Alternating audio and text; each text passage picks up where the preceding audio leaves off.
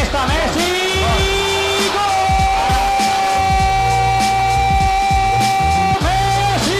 This has got more curves to it than Jessica Rabbit on steroids. Take a look at this. This is Ronaldo. And that is 1-0 to Brazil. Oh, can you believe that? Is that the icing on the cake or what? What a goal. What an absolute missile. A wry smile on the face of Jurgen Klopp. But what a thunderbolt. Where did Çalhanoğlu pull that one from? Oh, what a goal! 63 minutes dead, and I smell that one coming. Rafinha over the top. Oh, spectacular, Thiago! That one is one for history to look at. One of the goals of the season. Picks out Rivaldo. Oh, he's seen the keeper off his line.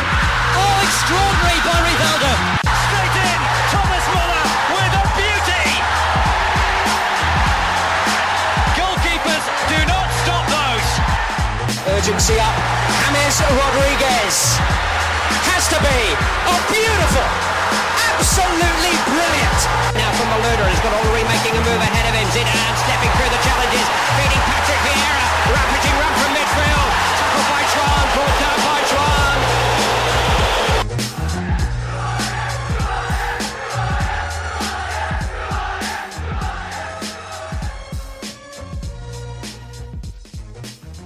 Good evening and welcome to another episode of the Football Weekly Podcast. I'm your host, Reggie.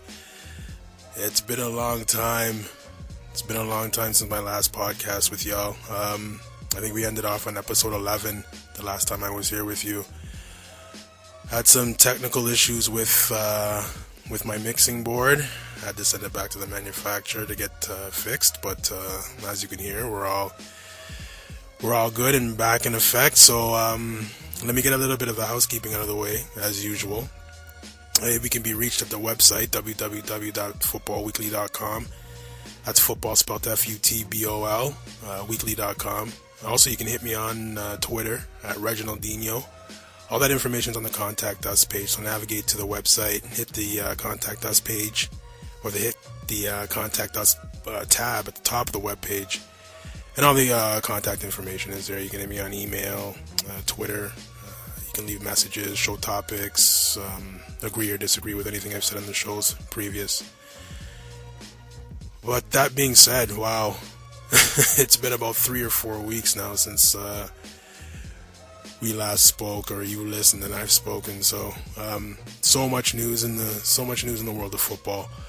It's hard to know where to start, but like I said, hard to figure out where to start, but we'll hit the usual topics. We'll talk about the Balon d'Or, European Player of the Year, talk about the African Player of the Year, we'll talk about the Arsenal, we'll talk about any of the issues that are going on in world football right now. I'll give you a recap of all the teams that are and where they stand in their respective leagues.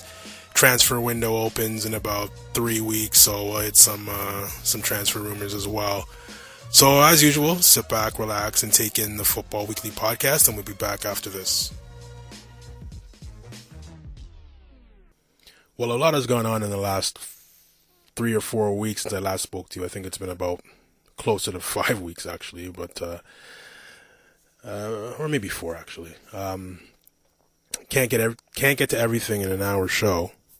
So what I've done is I've picked and chose what topics I would like to speak on, and maybe later down the road we can revisit some of the other things that I wanted to speak on.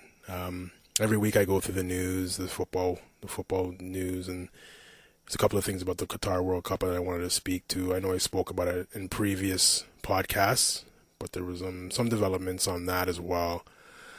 But I had to narrow it down to the stuff that I thought was more pertinent, so I've done that, and I'll take that out. Still trying to get those guys together to do the corruption show. Schedules just aren't matching, but hopefully we can get that done in the near future. Hopefully in the new year we can get that show for you. What I wanted to start with, well, 3 weeks ago what I wanted to start with was the case of Chet Evans, who was a football player, soccer player, in England, second division, who plays for Sheffield Wednesday, who was accused of rape. And we will talk about that. But some pressing news has just surfaced in the last couple of days. For those of you that are unaware, one of the greatest football players ever to touch the pitch in England retired. And I'm talking about Thierry Henry. It's been a while coming.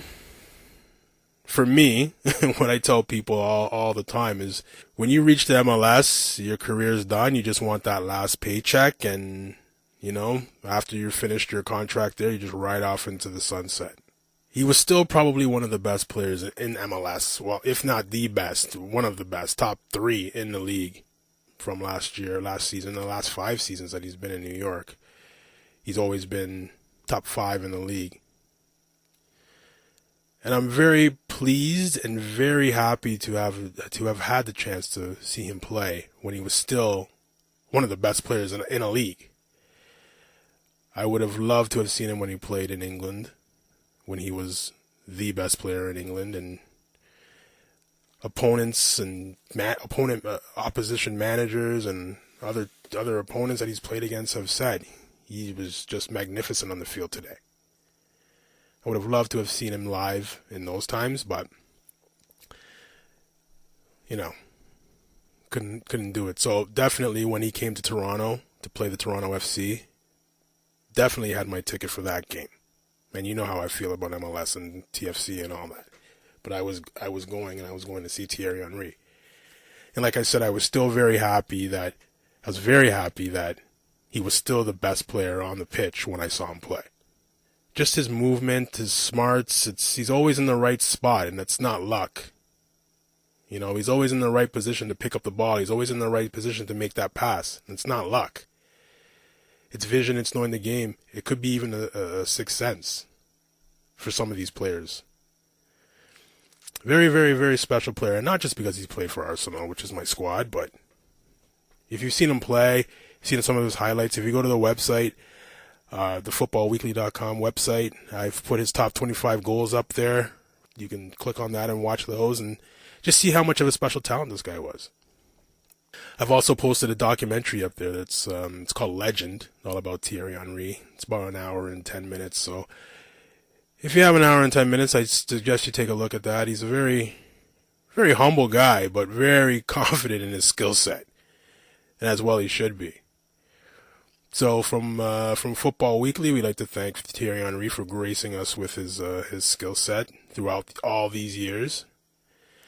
And like I said, I was privileged and honored to have watched him play. He was a great player. He's gonna be a pundit on Sky Sports, I believe, for I think the next couple of years at least. I want to say a 5-year deal, but I'm not really sure. But I think I saw 5 years. But there's also some rumors that he's going to be coming back to Arsenal in a coaching capacity. So I hope that happens. Or even if he's a scout, even put him on the coaching staff. He might even take over for Arsene Wenger. Who knows? Who knows? But not really a sad day. Everyone's gonna retire. Ronaldo's gonna retire. Messi's gonna retire. Everyone's gonna retire. Just as long as you do it on your own terms and you've played a healthy and a full career. He's played for Juventus. He's played for Arsenal, Barcelona, Monaco. He played in the World Cups. He's played in Euros.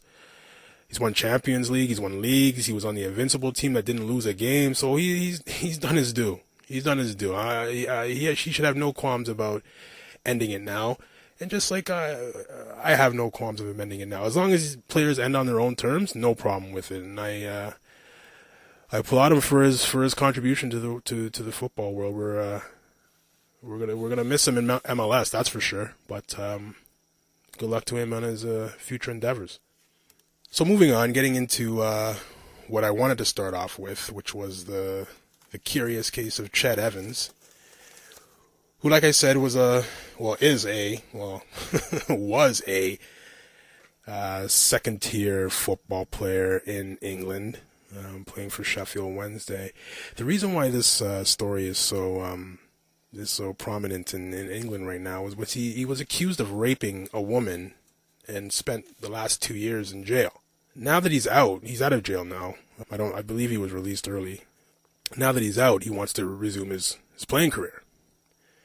And he wants to resume his playing career with Sheffield Wednesday, the team that he was on before he went to jail. Sheffield Wednesday said, yeah, okay, no problem, come back. And then the shit hit the fan. Fans, actually I shouldn't say fans, people were writing to Sheffield Wednesday, writing to the FA to keep this guy from coming back to Sheffield Wednesday, to keep this guy from playing anywhere near the Championship, near Premier League, near everything that has to do with the FA. They don't want him to play. And I believe a petition went around to stop this guy from playing, signed by 150,000 people. So, under the weight of the pressure from the public, the club yielded and rescinded its offer for him to come back and play. Okay. This is a tough issue for me. On one hand, a person that goes to jail should have the right to come back into society and make a living for themselves. But on the other hand, you raped a woman, which is one of the most disgusting crimes, for me, it's one of the most disgusting crimes out there, that and pedophilia. Now, there's several questions I have about this whole case. And me reading a lot about athletes and reading a lot about players and athletes on the road and running into groupies and running into the girls that are, scandalous, we like to call them. So, there's always has to be that thought in your mind that, well, maybe this was a payday that she was looking for. And like I said, I don't know if that's the case. 100% I don't know that's the case. But you have to look at it at both angles. If he did the crime, well, then I can understand the outrage. There was a case a couple of years ago about a whole lacrosse team from the University of Duke in North Carolina. Woman went in there and said that a whole team raped her. Players lost their scholarships. Team was disbanded. It wasn't allowed to play in the NCAAs. Team was embarrassed. Coaches embarrassed. Schools embarrassed. 8 months later, it comes out the girl lied about the whole thing. And you sit back and you look. You sit back and you look at it, and it's like, players lost scholarships. That's 8 months. That's almost a whole academic year that you lost. Your name's been dragged through the mud in places. You can tell people you didn't do it, but no one's going to believe you. I'm just surprised, and I always tell people this when we talk about stuff like this and this incident comes up. I'm surprised no one killed themselves over this. Because your name's being dragged through the mud. Your family's name's being dragged through the mud. Your parents or your mom goes to the grocery store, and your son's the one that raped that girl, isn't it? How can you live with that? And you can swear up and down you didn't do it, but no one's going to believe you. So you have to look at both sides of the story on this. But for taking it for what it's worth and what we see and the evidence that we have, he raped this woman, and he shouldn't be. I think the FA made a correct decision not to let him play. I know Sheffield Wednesday let him on to the point where he thought he was going to sign a contract and come back and pick up like nothing ever happened, and they were probably ready to do that. But the pressure from the public was just too much, and they've had to rescind their offer. And if he did rape the woman, then I agree wholeheartedly with that. It's kind of like the incident Ray Rice is going through. If y'all don't know, Ray Rice is the guy that knocked out his then fiance, in an elevator, and only got charged because there was video of it. If there was no video of it, I'm sure this never would have come to the light of day. But that's a sad thing as well. People need to see it in order to believe it. I mean, it's not enough that her face was all jacked up. You have to actually see him hit her and have her head bounce off a railing in order to understand the severity of the incident. Ray Rice I believe he actually got reinstated by the NFL. He's in the process of suing different parties, I guess, to make up his salary for this past year. But he can't work anywhere. He can't work for the NFL. He can't work for CBS and for NBC. He's not gonna. I don't know what team's gonna pick him up again. I say he's done. And when you commit crimes like this, and no, let's not get it twisted, this is a crime. This is a crime. Drilling drilling a woman's head off a railing and knocking her unconscious, yeah, that's a crime. Drilling a guy's head off a railing is a crime. Okay, so I mean, you should have some ability to come back and be a significant member of society and still be able to make a living doing something. But I'm not going to lose sleep over a rapist not being able to play soccer, as well as I'm not going to lose any sleep about a guy who commits domestic violence towards any woman and he's not allowed to play football. I'm not going to lose any sleep over that. So I applaud the FA for coming down like they did. Just happy that the FA didn't approve it and then rescind it under public pressure. They just came out and said no. So I applaud that, actually.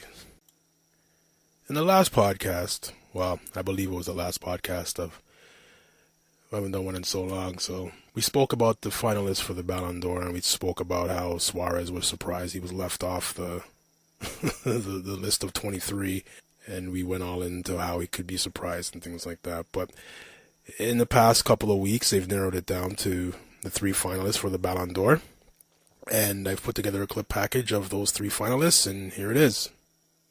Benzema free at the far post at the moment with free enough. It's Cristiano Ronaldo. Chance to run at Musacchio. Benzema, decent save. Ronaldo's in there. It's a goal. Took a deflection on its way in, but he'll be claiming it. Di Maria is in. Angel Di Maria. Cristiano Ronaldo's in the centre. Likewise, Isco. Cristiano Ronaldo. They got there in the end.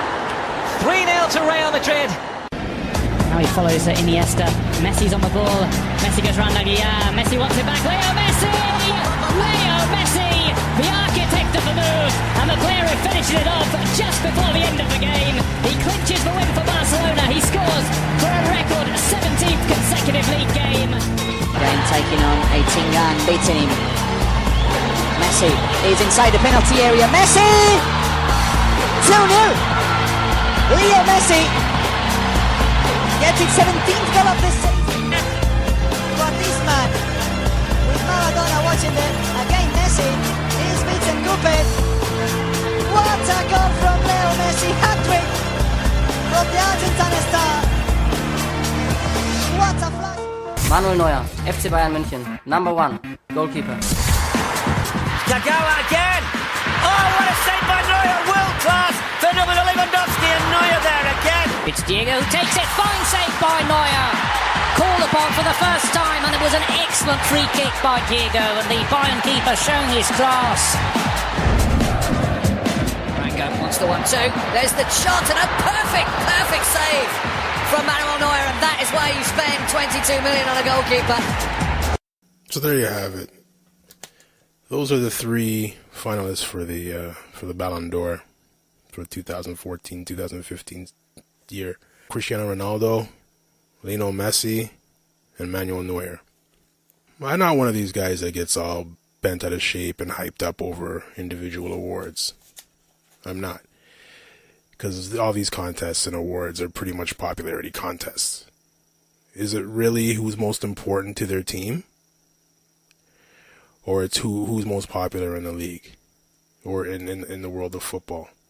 It's always the usual suspects. It's always Ronaldo. It's always Messi. It's always Ronaldo, and it's always Messi. And then it's Messi, and then it's Ronaldo.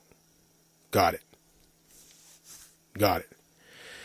You can talk to anybody who watches any leagues throughout the world, and they'll tell you 7 guys that were left off this list that should be on the final 23.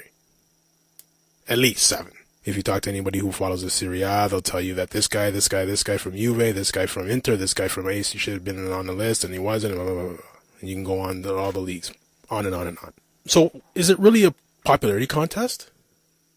Which I believe it is. And if it is, then who cares about this award? Who cares about this award? So I don't know who I would vote for. Out of the 3, I don't know who I would vote for to win this award. If anybody cared and I had a vote. They're all pretty important to their team, but I can make arguments on all 3 of them that if they weren't on their team, they'd still probably, if they weren't on the teams that they were on in the leagues that they were playing in, that their teams would probably still be okay. I'm viewing this reward more as like an MVP for your squad, for your team. Like if you weren't there, your team would be garbage. That's how I'm viewing this award. And my view could be wrong. Could be a total different criteria to how they pick the players and how they pick a winner. But the way I look at it is, if you weren't on your team, would your team still survive, or would they be garbage? So, to come to my head, I would have to give the award to Cristiano Ronaldo. And later on in the show, I'll tell you why. Okay. So hopefully, when they actually give out the award and announce the winner, we'll have a little bit of a clip showing their skills, showing the winner's skill set and things like that. And you can see that on our YouTube channel. By the way, during my time off from making podcasts or recording podcasts, I was able to do some other social media type stuff with the Futbol Weekly. We've created a Google Plus page. All this stuff is on the Contact Us page. It's been updated, so you can click on the icons and it'll take you to our Google Plus page. The Google icon will take you to the Google Plus page. The YouTube icon will take you to the YouTube page that we created. We've been busy. We created a YouTube channel, Futbol Weekly Podcast. We're going to start recording the shows, audio and video. We're in the process of building a green screen so we can have some video of the studio and have some guests in, and you can see what you're hearing. As it stands right now, I just have a bunch of clips and audio on the YouTube channel. You can listen to the podcast, same podcast that you're hearing on the RSS feeds. You can hear it on YouTube with a little bit of video clips, and just to give you some type of visual. I've put together some things there as well. So, and if for those of you that are savvy listeners, you'll hear that there's a new intro as well. So I've made two new intros, so altogether we have 3. We'll rotate those intros throughout the different shows. So yeah, we haven't been sitting around waiting for Behringer to fix our mixer. We've actually been doing stuff. So definitely go to the Contact Us page, check out the YouTube channel, check out the Google Plus page, subscribe. If you have anything you want to share with us, feel free to share it. We can retweet it on Twitter. We've linked everything to Twitter, and we were in the process of thinking about doing a Facebook page, but I don't think we will. But yeah, so definitely get on that, and we'll give all that information at the end of the show anyway. Just came to my head, so I thought I would promote that real quick. But anyways, getting back to what we were speaking about. So we'll definitely have a visual clip of the winner for those of you that are listening and watching on the YouTube channel. But like I said, I would have to vote for Cristiano Ronaldo. Like I said, we'll get into that a little bit deeper as the show goes forth, and I'll tell you why. The BBC African Footballer of the Year was named as well. And the winner of that, the actual winner of that, they skipped the 3 nominees. The actual winner of that, well, actually they have 5 nominees, and I told you about them in the last podcast. The winner was Yassine Brahimi from Algeria, plays for FC Porto. And for those of you that are watching the World Cup, this guy was a dynamo in the midfield. Playmaker, smart with the ball, fast, quick, good skill. Porto has a gem with this guy. Just happy to see that African football is being represented, and people are starting to take a keen eye towards it. And unlike European Footballer of the Year, it's not the same 4 or 5 guys every year. Sure, Yaya Toure is always in the mix, but before this World Cup, I don't know how many of you have even heard of Yassine Brahimi. So I'm glad to see that different names of people are up and coming within African football and being recognized as well. So congratulations to Yassine, and you will see him in the round of 16 of the Champions League. Now that we're in the round of 16, you should be able to see all these games on TV, and just look out for this midfielder on FC Porto. They're playing Basel in the round of 16, so he should show improve and shine in those games. And like I said, congratulations. So what we're going to do next is we're going to go through the leagues. For me, and I know this is just me, but for me, when we get to this point of the year, around December, January, it always feels like the halfway point because the transfer window is opening again. Transfer window opens back up in, I believe, 2 weeks. So for me, I always look at it as like when the transfer window opens, we're halfway through the season, which is totally false. But there's still another 5 months left after the transfer window closes, so it's not really technically the halfway point, but for me, it feels like it. It feels like it. In future shows, next week actually, we're gonna talk about transfer targets for different teams and who's available, who's on the move, and hopefully maybe I'll have a guest call in for that, and we can talk about the transfer market. But what we're gonna do right now is we're gonna go through all the leagues. So we start in Spain, where it's the usual three suspects. Real's in first place with 39 points. Barcelona's in second place with 35 points. And Atletico Madrid is in third place with 32 points. Sevilla and Valencia aren't that far behind. Third place, actually. So tight race there. 4 points separating first from second. Leading goal scorer in that league is Ronaldo with 25 goals, and second to him is Lionel Messi with 13. And that's the reason why I would give the Balon d'Or to Cristiano Ronaldo. And Ronaldo was in form all last season. Set the record in European Champions League goal scoring with 17 goals in the Champions League. Won the 10th title. Well, him and his team won the 10th title for Real Madrid in Champions League last season. He won the European Golden Shoe. I believe he had 31 goals in the league last year, tied with Luis Suarez. And he's pretty much been in form all season. The only blemish on his last season performance might have been the World Cup, but as we all heard and as we probably all know, he was a little bit banged up, a little bit injured. Playing all those games, especially going to the Champions League finals with his team. That's later on in the season, end of May, and you have a June tournament. So he might not have got all the rest that he needed to perform as well as he could have in the World Cup, but just those records alone that he was able to amass last season should give him the edge on winning the Balon d'Or. Messi also had a great season but just for FIFA and Sepp Blatter, breaking records and setting new records holds a lot more weight than playing well. So Messi broke the La Liga goal scoring record, but that's La Liga. Ronaldo broke the European Champions League goal scoring record. All teams throughout Europe. So that's what I believe gives him a nod over the two other finalists. And Manuel Neuer he's a goalie. And it's unfortunate to say, but people don't go to games to watch the goalies, so I don't believe he can win it. Even though he won the World Cup, I still don't believe he can win the Balon d'Or. So that's why I feel Ronaldo will win the Balon d'Or. It's not just look, he has 50 goals. Like I tell people back in the day when Emmanuel Adebayor used to play for Arsenal, there was 1 year where he scored 30 goals.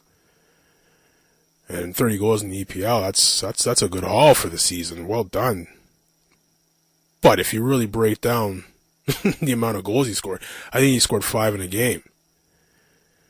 So I think he scored in total. I think he scored 8 or 9 against one team over two games, home and away. So, I mean, that's a third of your goals against one team. So, but he didn't score against Chelsea, and he didn't score against Man U, and he didn't score against Liverpool, and he didn't score against Man City. So who are you really scoring against? Are you getting goals when we need them, or are you getting goals when it's already 4-0? So you have to look at that as well. The importance of the goals, game-winning goals, is always a big deal in my book. If a player has 50 goals for the season and 2 game-winning goals, and another player has 7 goals for the season and 6 of them are game-winning goals, I'm going to value the guy who has the 6 game-winning goals over the guy who scored 50. So that's just me, but you got to look at it like that as well. So moving on, we'll move on to Italy right now. Juventus is in first place with 36 points. Roma's in second by 35 points. And Lazio is in third place by 26. So they're 10 points off the pace. But Sampdoria and Genoa are also tied with Lazio for that third spot with 26 points. I believe Lazio is on top on goal differential. So leading goal scorer in that league is Carlos Tevez with 9 goals. Icardi from Inter with 8. The Roma-Juve clash is always going to be interesting. Juventus tied this past weekend 1-1 with someone.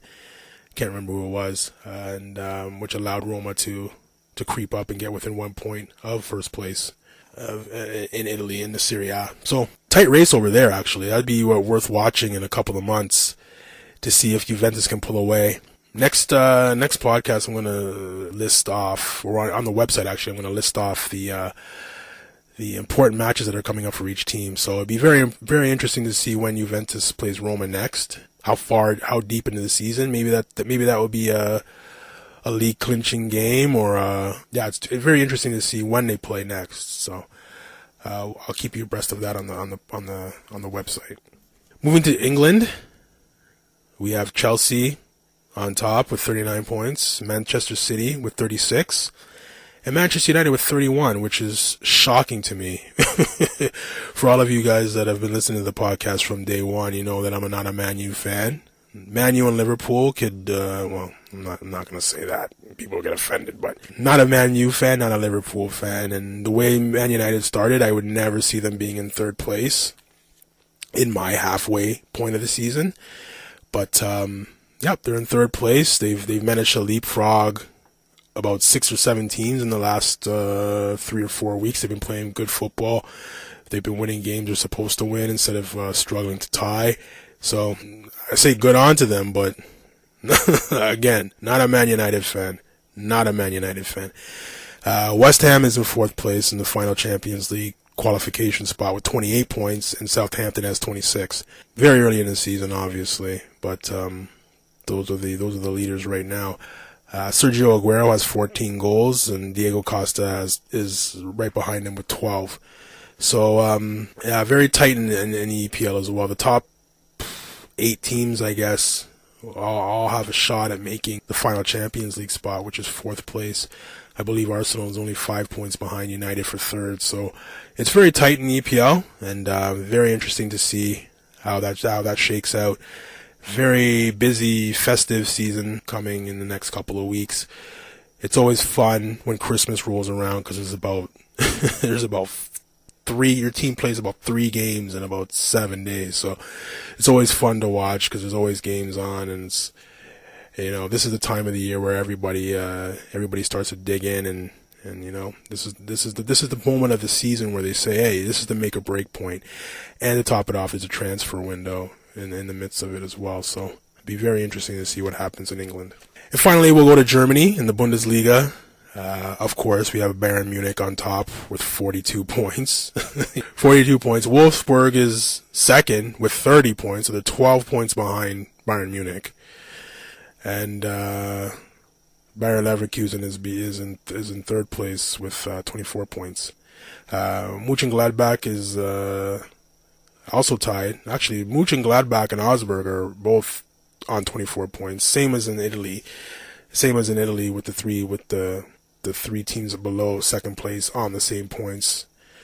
But only Leverkusen is on top due to goal differential. Leading goal scorer in that league is Meyer from Frankfurt Eintracht with 10, and Robin from Bayern Munich with 9. Safe to say that that league is done and dusted. 12 points up on your closest on the closest position should be a slam dunk, especially if you're Bayern Munich in that league.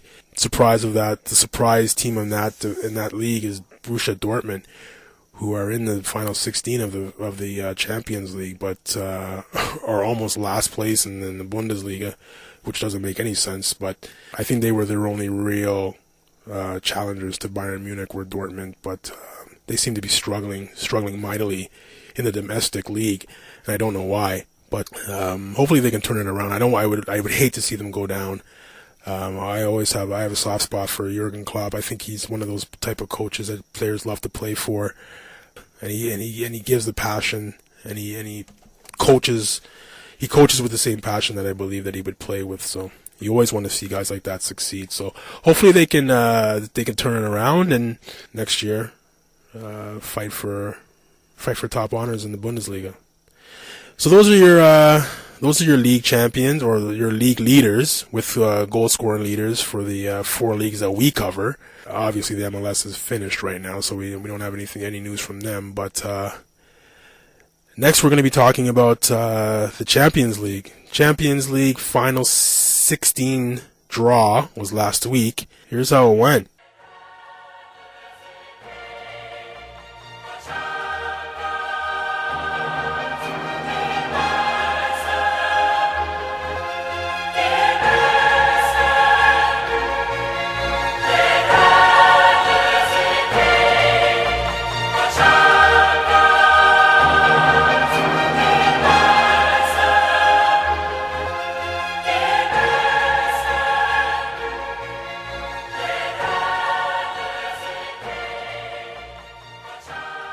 So there's some very juicy ties in the round of 16 for the Champions League. Very juicy.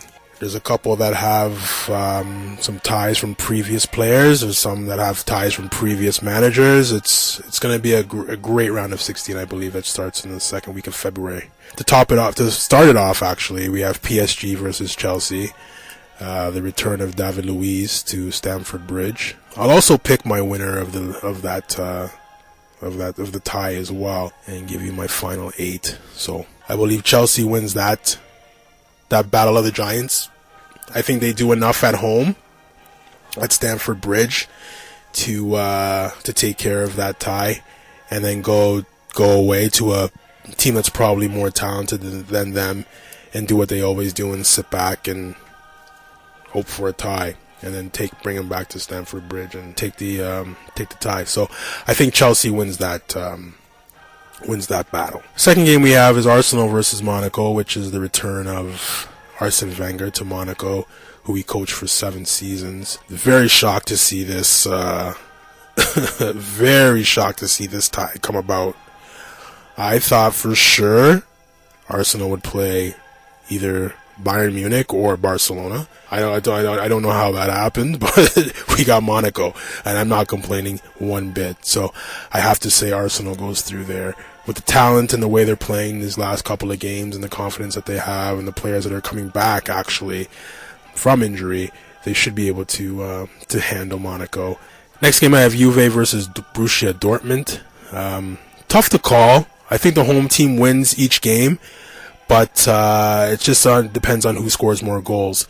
So that's we call it a pick'em in football. But if I were a betting man and I had to lay money down on somebody, I would have to lay it down on Dortmund. They just seem more organized and eager to make something out of their season. Juve's in first place. They're probably on their way to winning the Scudetto, but Dortmund's languishing in almost last place, and they need a positive out of this season, and I think they're going to go all out to try and get that win. So I'm picking Dortmund in that tie. Bayern Munich versus Shakhtar Donetsk. Well, I mean, I like Shakhtar. I like the way they play. They Ukrainian team that poaches Brazilians left, right, and center, but I can't see anybody beating Bayern Munich. Their firepower is too much. So I gotta take Bayern in that tie. Porto versus Basel. Maybe a toss-up. Basel's a scrappy team, as Liverpool saw, as Real Madrid saw in the group stages. So gun to my head, I have to pick somebody. I'm gonna pick Porto. I think they do enough at home to win that game, and I think they're talented enough to poach a goal on the road in Switzerland. So. Basel's home field isn't that intimidating, so I think they do enough to poach goals there. So we'll pick Porto for that tie. Next I got Bayern Leverkusen versus Atletico Madrid. I like the way Diego Simeone has his team set up. Very solid technical team. They play physical. They don't back down from anybody. So I have Atletico winning that tie. Next two games that we have, the final two ties that we have are Manchester City versus Barcelona and Real Madrid versus Schalke from Germany. I can't stand Man City. I can't stand them. I don't know. It's a toss-up for that tie. I can see Barca being beat, but if Sergio Aguero isn't ready to go and firing on all cylinders by the time this tie comes about, I can't see them scoring enough goals to beat Barcelona. The Nou Camp is a very intimidating place to play. It's like the 13th, it's like the 12th, 13th, 14th, 15th man on the field. There's just the crowd at the Nou Camp. So I can't see them doing enough on the road to win this. I can see Barcelona beating Man City 3-0 in the Nou Camp, and they're just having to coast at the Etihad, especially if Aguero is not in the lineup. So I have Barcelona taking that tie. And finally, we have Real Madrid versus Schalke. Wow, what are you going to do? For the same reasons, Barcelona's going to win that tie. I think Real Madrid scores 5 goals at the Bernabeu against Schalke. I think it's a 4-0, 5-0 shocker that we see there, and they just do enough at Schalke's home field to secure a win, maybe a 1-1 tie there. So I see Real Madrid going through. So my final 8, and you guys can take a look at who's in the round of 16 and make your predictions as well, and post them on the website. Let me know who you think will come out of each tie and why, and we'll see how it all shakes out at the end. So my final 8, I have Chelsea, Arsenal, Dortmund, Bayern Munich, Porto, Atletico Madrid, Real Madrid, and Barcelona. So 2 teams from England, 2 teams from Germany, and 3 from Spain. So, and one from Portugal. So it should be a very interesting Champions League. Like I've said in previous podcasts, it's my favorite tournament. People say, well, World Cup, Euro, Champions League is my favorite tournament. Because you see the best players. When you get down to the quarterfinals, semifinals, you're going to see the best teams in Europe playing football, and it's always great to watch. So, like I said, get on the website. Let me know what you think about my final 8. I'll also post a list of my final 8 on the Google Plus page, and you can I'll create a poll, and you can vote on if you think I'm right or wrong, or you could also leave me messages saying your final 8, and we'll see where it shakes out. So finally, I'm not going to speak about Arsenal this week. Those of you that listen to the podcast know that I usually end off the show with a 20-minute rant on what Arsenal is doing right, what Arsenal is doing wrong, what could be better. But there's been too much time that's gone by since the last time I've ripped Arsenal. So in the past couple of weeks, they've played, I think, 4 or 5 games, and the emotions have been from, I can't believe I support this team, to this is what I thought Arsenal should play like, which is their last game against Newcastle, which they won 4-1. So there was games against Galatasaray and Southampton and West Brom, and Dortmund actually in the Champions League, which they've won all 5 of them, and we beat Gala with our C team, C team. So, but still, at the same time, I don't forgive Wenger for what he's done in the past, what he's done in this season, last season and this season. It's kind of the thing where everything's going right now, so everyone forgets about the previous 7 games where we look like we've never played football before. So things still need to improve. It's just that we're kind of in the part of our schedule where we're not playing that great of opposition, so it kind of looks like we're doing well. But if you throw a Chelsea in next week, or even a Man City, or even a Stoke in next week, actually, you know what? Stoke is in that mix. We lost that game. We were down 3-0 at half. But anyways, like I said, I'm not going to get into that. There's too many games that have passed by, and too many emotions of an up and down roller coaster that your ears would bleed. Because I'd be saying, oh yeah, we played great that game, and we did this, and we did that, and then Stoke game would come up, and it was like, well, these guys are garbage because they did this, and they did that. Well, I'm not going to get into that. I like to recap the games week by week, so I have so many notes here about the Arsenal, but it's like, it doesn't even make sense. Got some injuries, and guys are coming back at the right opportune times, and it's kind of the way I look at it. It's kind of good that the injuries happen earlier on in the season, and now that we're into a softer part of our schedule, we're starting to beat teams that we should beat, and we're making up points. So we're only 5 points out of third place I keep saying the midway point in December. So the teams that are ahead of us are going to drop points. West Ham's not going to come in fourth. Let's let's get that out of the way now. They're going to start dropping points. There was a point in time where Aston Villa was, I think, in third place, and everyone was heaping praises on Paul Lambert. Oh my God, he's finally turned his team. Yeah, they're in 16th, 15th place now. So there's lots of time for people to drop points, and teams are going to drop points. So you just want to make sure you get the points that you should get, and hope that everything comes out rosy in the end. But one thing I wanted to add was that about 2 podcasts ago, I mentioned a team called Eibar from the La Liga, which is their first time in the La Liga proper, Primera division.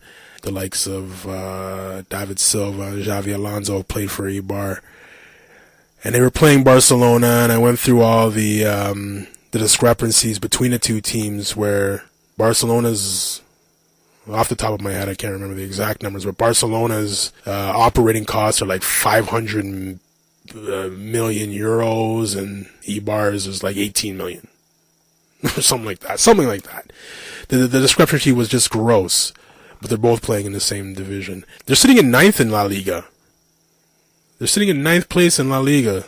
So I always keep my eye out on these guys, because these guys are doing it on a shoestring budget. And when you compare them to Real Madrid and Atletico Madrid and Barcelona, they're not even in the same stratosphere as far as the money they can spend. I believe I quoted a price that the transfer fee for Luis Suarez, 75 million or 80 million pounds, could run Eibar for 5 years, the whole club, and that's paying players, coaches, that's the lighting, the water, the kit, the playing the groundskeepers, the medical staff, everything. It could run the team for 5 years, just one transfer fee from Barcelona. I'm always going to keep my eyes on them, and when they slip, I'll tell you. When they boost up, I'll tell you that as well. Okay, so that being said, like I said earlier on in the podcast, we've created a new YouTube channel. It's on the Contact Us page on the website, www.futbolweekly.com. We've also created a Google Plus page, also on the Contact Us page on futbolweekly.com. If you follow me on Twitter, I've put a couple of tweets out promoting that. You can leave... you can actually, you know what? I've actually started following some people that have gone back to me, and they're going to post some stuff on my site and share things, and I'm going to share their stuff as well. So if you have anything that you want to share with us, definitely leave it there. There's a Contact Us page actually on the website. You can leave your comments and show topic ideas there as well. As usual, thanks for listening to the Futbol Weekly podcast, and we'll catch you next week. Thanks.